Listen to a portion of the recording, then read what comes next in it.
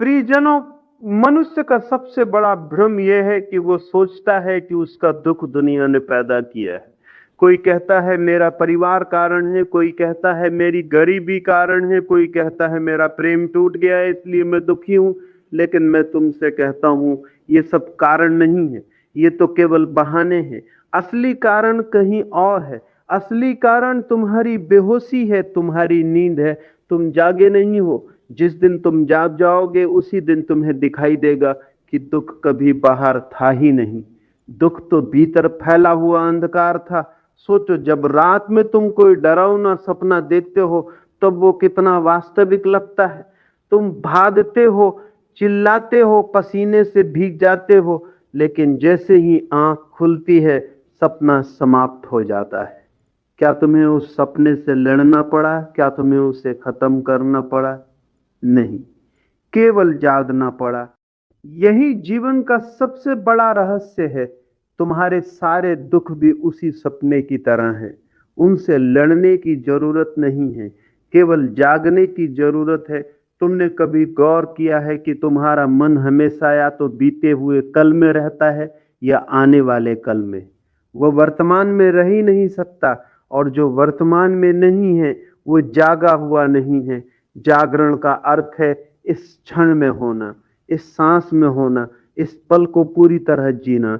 लेकिन तुम तो हजारों विचारों की भीड़ में खोए हुए हो।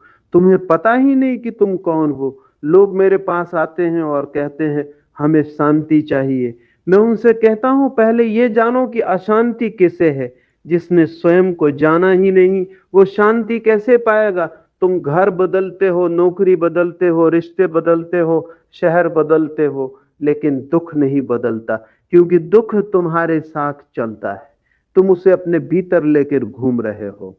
एक आदमी नदी के किनारे बैठा रो रहा था। उसने कहा, मेरे जीवन में केवल दुख है। मैंने उससे कहा, अपनी आंखें बंद करो और अपने दुख को देखो। कुछ देर बाद उसने कहा, मैं अपने दुख को नहीं देख पा रहा, केवल विचार दिखाई दे रहे हैं। मैंने कहा, यही तो बात है, दुख कोई वस्तु नहीं है, दुख विचारों की भीड़ का दूसरा नाम है।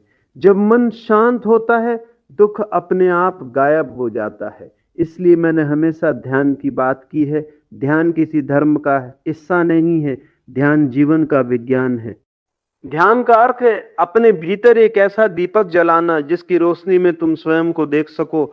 तुम कहते हो हम प्रेम करते हैं, लेकिन क्या सचमुच प्रेम करते हो? अधिकतर लोग प्रेम नहीं करते, वे केवल एक दूसरे का उपयोग करते हैं। उपयोग समाप्त हुआ, प्रेम समाप्त हो गया, इसलिए दुख पैदा होता है। जहां स्वार्थ है वहां दुख निश्चित है, जहां प्रेम है वहां दुख नहीं टिक सकता। तुम्हें लगता है कि तुम्हें कोई अपमानित कर गया, लेकिन जिसने स्वयं को जान लिया उसे कौन अपमानित कर सकता है? शब्द केवल उसी को चोट पहुंचाते हैं जो भीतर से कमजोर है। जागा हुआ व्यक्ति शब्दों के पार देखता है। वे जानता है कि सामने वाला जो कह रहा है वो उसकी अपनी अवस्था का प्रतिबिंब है।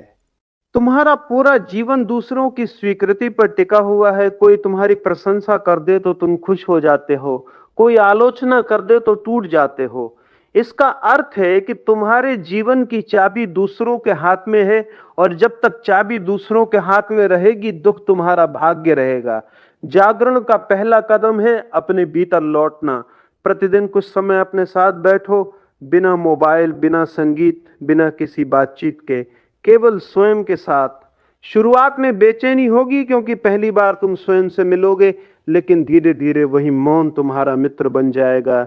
याद रखो, संसार को बदलने की जरूरत नहीं है, स्वयं को देखने की जरूरत है। जिस दिन देखने की कला आ गई उसी दिन जीवन बदल जाएगा।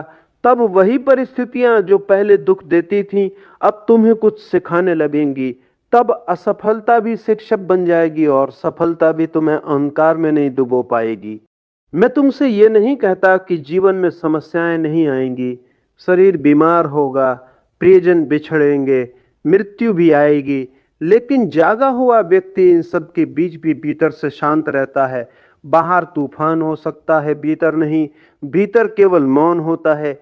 इसलिए जब भी तुम दुखी हो तुरंत किसी को दोष मत देना।